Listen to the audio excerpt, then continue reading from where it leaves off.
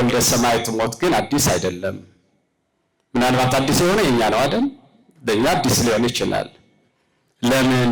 ሁልጊዜ ሞት ባለቅኔው እንደተናገረው ሞት ህንፃ ላሊበላ ኩለሄ እንግዳ ነው ያለው።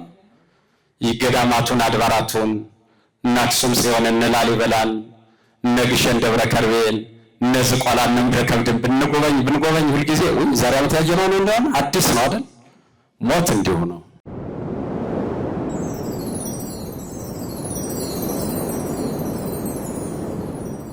በስመ አብ ወወልድ ወመንፈስ ቅዱስ አሃዱ አምላክ አሜን። እናታችን የወልደ ሰማዕት እናት እንዲሁም ወንድሞች፣ ቤተሰቦች፣ የተከበራችሁ የልዑል እግዚአብሔር ቤተሰቦች፣ መዘምራን፣ ዘማሪያት፣ ዘማሪያን ሁላችሁም እንደምን ዋላችሁ? እንደምን ሰነበታችሁ? እንደምን ቆያችሁ? በሞትም በሕይወትም በሐዘናችንም በደስታችንም ሰዓት ሁልጊዜ እግዚአብሔር ይመስገን ብለን የምናመሰግነው አምላካችን እግዚአብሔር እንደዚህ ባለም ሁኔታ ሰብስቦ እንድናመሰግነው ስሙን እንድንጠራው ለሐዘናችን መጽናኛ የሚሆን ከላይ ካርያም መንፈስ ቅዱስ እንዲልክልን እንጠራዋለንና ስለማይነገር ስጦታው ስሙ ለዘላለም የተመሰገነ ይሁን። እመቤታችን የአምላክ እናት የሁላችንም እናት ቅድስት ድንግል ማርያም ምስጋና ይድረሳት። የወንድማችን የመምህራችን የወልደ ሰማዕትን ነፍስ በገነት በመንግስተ ሰማያት ከቅዱሳኑ ጋር ያሳርፍልን፣ ቤተሰቡንም ያጽናናልን። ምኑን አስተምረዋለሁ? አንዳንድ የታደሉ መምህራን በሕይወትም በሞትም ያስተምሩናል። ለካ ጉባኤ መስራት የሚቻለው ቆሙም ብቻ አይደለም። ከእረፍት በኋላ ጉባኤ ሰርተው ያስተማሩን በዘመናችን ካሉ ጥቂት መምህራን አንዱ መምህር ዘላለም ናቸው። ብዙ ሰው በቁመናው ያለ ያላየውን ጉባኤ በሞቱ ያየዋል። ብዙ ሰው ደግሞ በቁመናውም ያየውን ጉባኤ ከዚያም በላይ ደግሞ ከሞት በኋላም ያየዋል። እና ወንድማችን ወልደ ሰማዕት የትናንትናው ጉባኤ ዛሬም አለ እና የታደሉ መምህራን በሞትም በሕይወትም ያስተምራሉ። ለዚህ አይደል ቅዱስ ኤፍሬም የነ ቅዱስ ባስልዮስን ታሪክ ታውቁታላችሁ። በመካነ መቃብሩ ሄዶ ባገኘው መልስ ምክንያት በሞትከ መምህሬ አንተ ወበሕይወትከ መምህሬ አንተ፣ በሞቴ መምህሬ ነህ፣ በሞትህም በሕይወትም። ምክንያቱም ቆመ ያስተማርኸኝን በመቃብርህም ደግሞ መልስ ሰጠኸኛልና መምህሬ ነህ ብለው መልስ ስላገኘ ከመካነ መቃብሩ ሄዶ ለጥያቄው መልስ ስላገኘ ምን አለው? በሞትከ መምህሬ አንተ ወበሕይወትከ መምህሬ አንተ፣ በሞትህም መምህሬ ነህ፣ በሕይወትህም መምህሬ ነህ። እና የወልደ ሰማዕት ጉባኤ ከሞት በኋላ እጥፍ ሆኖ ነው ያየነው። ትናንት በተለያዩ ጉባኤያት ዛሬ መምህር ይመጣል ተብሎ መምህር ዘላለም ይመጣል ተብሎ ጉባኤው ተጨናንቆ ነው የሚጠብቀው። ያ ጉባኤ እየተደገመ ያለ እየቀጠለ ነው ማለት ነው። ስለዚህ መምህራን አሉ እና ለማስተማር ሳይሆን አሁንም ሊያስተምረን ሰብስቦናል። መምህራን ለጉባኤ የሚጠሩን በሕይወት እያሉ ብቻ አይደለም፣ በእረፍታቸውም ሰዓት ኑ ተማሩ ይሉናል። ምን ሊያስተምሩን ይሆን? ምን ሊነግሩን ይሆን? ምናልባት የሞትን ትርጉም፣ የሞትን ጥያቄ እና መልስ እና ዛሬ የተሰባሰብነው መልስና ጥያቄ አዘጋጅቶ መምህር ጠራን። መልስና ጥያቄ አለ አይደለ? እስቲ ዛሬ መልስና ጥያቄ ቀን ነው እና መልስና ጥያቄው ስለ ሞት ነው። ሞት ምን ይመስላል ብለን መምህርን ልንጠይቅ መጥተናል። መምህር ደግሞ እንግዲህ ይመልስልናል ማለት ነው። አንዳንድ ጊዜ መምህራን ለምንድን ነው ብዙ ነቢያት አልፈዋል፣ ብዙ ሐዋርያትም አልፈዋል፣ ብዙ ቅዱሳንም አልፈዋል፣ ብዙ ሊቃውንትም አልፈዋል፣ ግን በጣም አምልተው አስፍተው ሞትን ግን ብዙ ፊደል ሰጠው አልጻፉለትም፣ 2 ፊደል ብቻ ነው ያደረጉት። እና ሞትን በጣም ብዙ አንባቢያን ስለ ሞት ያላነበቡት መጽሐፍ የለም፣ ግን ሞት ወሰዳቸው። ብዙ ምሁራን ስለ ሞት ጥናት አጥንተዋል፣ አጥንተው ግን ሊያገኙት አልቻሉም፣ አጠናቸው። ስለ ሞት ብዙ ፈላስፎች ብዙ ነገር ጽፈዋል፣ ነገር ግን አገኛቸው እንጂ ሊያገኙት ግን አልቻሉም። ታዲያ ሞት ምንድን ነው የሚለውን የቤተ ክርስቲያን ምሁራን በብዙ መጻሕፍት ቢጽፉትም በወልደ ሰማዕት ዕረፍት ግን ልንማርበት ስለተጠራነ ሁላችንም የምንሄድበት መንገድ ስለሆነ መነሻ ርዕስ የሚሆነን የመጽሐፍ ቅዱስ ክፍል ኩሉ የሐውር ውስተ አሐዱ ፍኖት፣ ሁሉም ወደ አንድ መንገድ ይሄዳል የሚል መጽሐፈ መክብብ ምዕራፍ 3 ቁጥር 20 ላይ ያለ ቃል አለ። ሁሉም በአንድ መንገድ ይሄዳል፣ ወደ አንድ መንገድም ይሄዳል። ሰው በየትኛውም አቅጣጫ በየትኛውም መንገድ አንድ ዓላማ፣ አንድ እቅድ፣ አንድ ጉዞ፣ አንድ መንገድ ከተሰጡ ነገሮች አንዱ ሞት ነው። በሞት መንገድ ያላለፈ ፍጡር የለም። በሞት መንገድ ያላለፈ ለዚህም ባለቤቱ የሰራው ስለሆነ በየጊዜው ግን አዲስ ነው፣ በየጊዜው ድንቅ ይሆንብናል። እና ሞትን ብዙ ሊቃውንት ተጠይቀው መልሰዋል።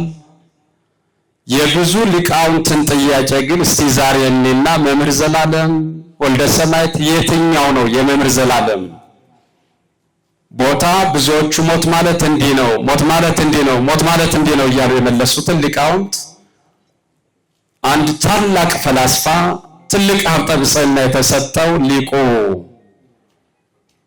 ሀብተ ትንቢትም ተሰጥቶታል፣ ሀብተ ቅድስናም ተሰጥቶታል፣ ሀብተ ንጽሕም ተሰጥቶታል፣ ሀብተ ፍልስፍናም ተሰጥቶታል፣ ሀብተ ጽሕፈትም ተሰጥቶታል።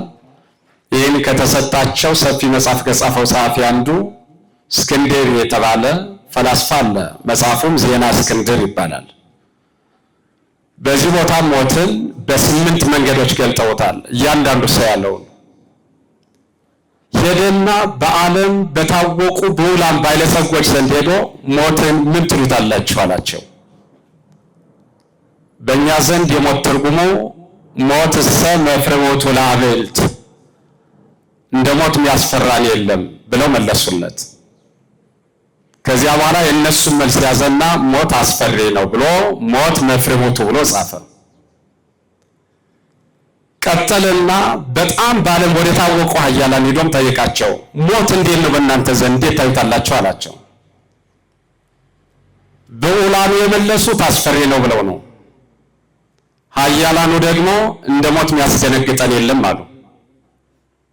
በኋላ ሞትሰ መደንገጾቱ ለኃያላን አለና ጻፈ። ሞት ለኃያላን ኃያላንን በጣም የሚያስደነግጣቸው ነገር ሌላ ነገር አይደለም፣ ሞት ነው አለ። አሁን 2 ለብዑላን መፍረህ የሚያስፈራ ሆነ፣ ለኃያላን የሚያስደነግጥ ሆነ። ቀጠለና ነዳያን ምስኪኖች ወዳሉበት ቦታ ደግሞ ሄደና ሞት እንዴት ትተረጉሙታላችሁ አላቸው። እነሱም እንዲህ ብለው መለሱለት፣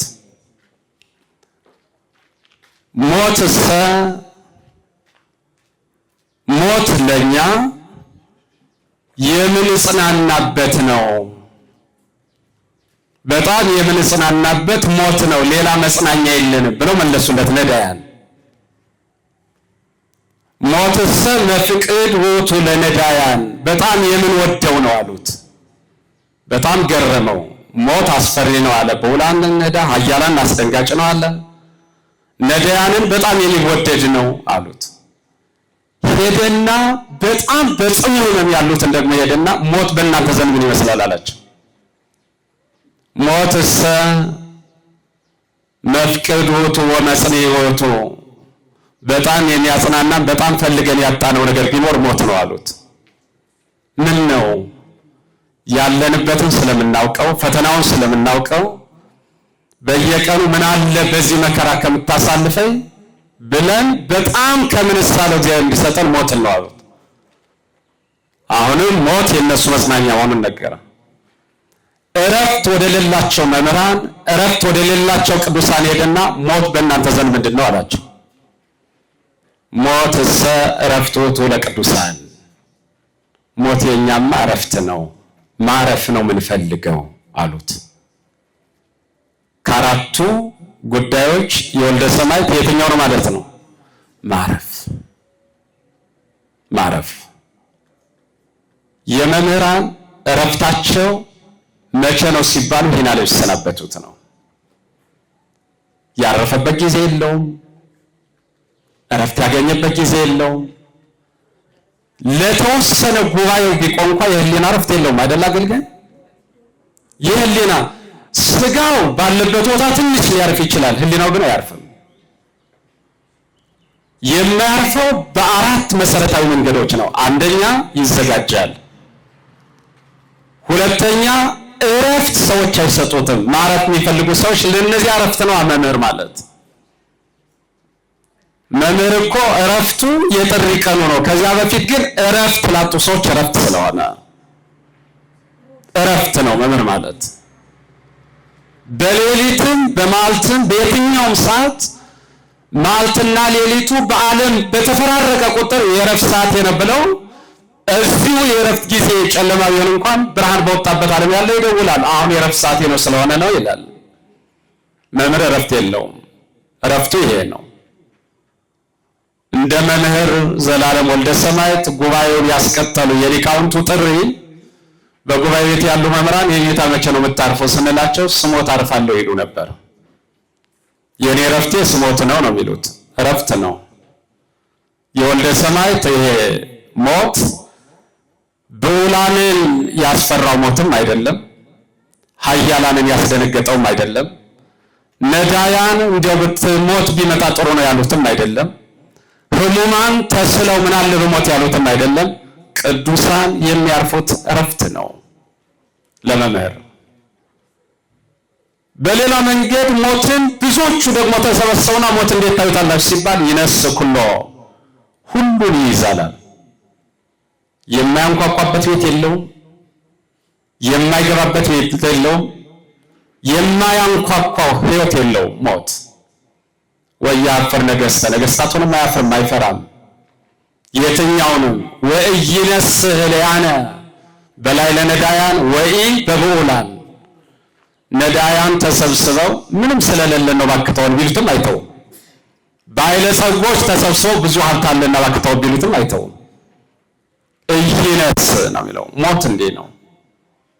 ታዲያ የወልደ ሰማዕት ሞት ግን አዲስ አይደለም። ምናልባት አዲስ የሆነ የኛ ነው አይደል? ለኛ አዲስ ሊሆን ይችላል። ለምን? ሁልጊዜ ሞት ባለቀን እንደተናገረው ሞት ህንፃ ላሊበላ ኩለሄ እንግዳ ነው ያለው።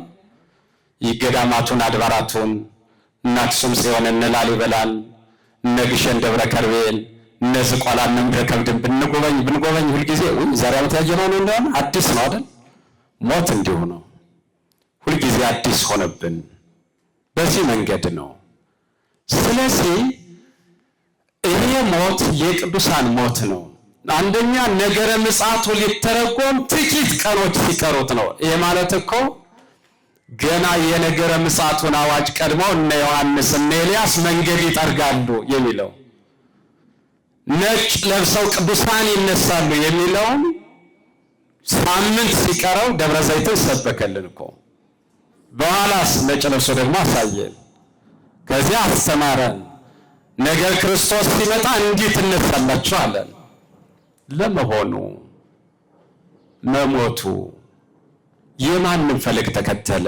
ወልደ ሰማዕት አንድ ነገር ነግሬያችሁ የእኛን አሟሟት እንዲያሳምረው ብቻ በጸሎት መጠቅለል ነው። እመቤታችን ከልጇ ጋር ተከራክራለች ስለሞት። ምን ትበቋ ከሞተ ዚያዬ ወምን ተረባሁ በዲበ ረባህ፣ የኔ ሞት ምን ይጠቅምሃል? የኔ መሞት ምንድነው ዋጋው? ምንድነው ስጦታው? ምንድነው ትርፉ? የሚለውን ከልጇ ጋር ስትነጋገር መልሱ እንዲህ ነው። በሞትኪ ወበሕይወትኪ፣ በሞትነ ወበሕይወትነ ንኩኖ አርአያ ለወሉደ ሰብእ፣ በሞትም በሕይወትም እናትና ልጅ አርአያ እንሁን፣ ምሳሌ እንሁን። ስለዚህ ክርስቶስ የሞተውን ሞት፣ እመቤታችን የሞተችውን ሞት፣ ነቢያት የሞቱትን ሞት፣ ቅዱሳን የሞቱትን ሞት፣ ጻድቃን ሰማዕታት ያረፉትን እረፍት ነው ወልደ ሰማዕት ያረፈው። እንዲያውኑ ያን ያልጠገብነውን ጉባኤውን ከእረፍቱ በኋላም እናስሂደው ብለን እንጂ የሐዘን ድንኳን አይደለም። ምናልባት ያ ከሆነ ለምን ያስቀጣናል? ሐዘን የተፈቀደልን ያው 3 ጊዜ ነው። 3 ቀኖች እኮ ናቸው። ነፍስ ከስጋ ስትለይ፣ ከቤት ሲወጣ፣ ግብዓተ መሬት ሲፈጸም ነው። ከዚያ በኋላ ያለው ሐዘን የኛ እምነት የሚፈቅደው ሐዘን አይደለም።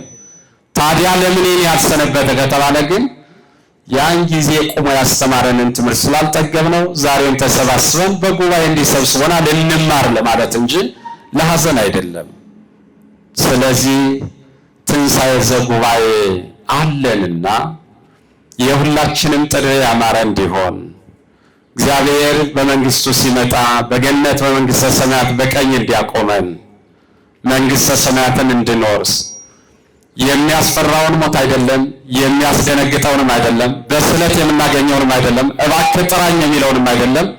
እኛ ግን የቅዱሳኑን እረፍት የምንጠብቅ ባለተስፋዎች እንድንሆን እግዚአብሔር በቸርነት ድንግል በአማላጅነት ቅዱሳን በበረከት አይለዩን። የወልደ ሰማዕትን ነፍስ በገነት በመንግስተ ሰማያት ከቅዱሳን እቅፍ ያሳርፍልን፣ ቤተሰቡን ያጽናናልን። ወስብሐት ለእግዚአብሔር። ይቆየን።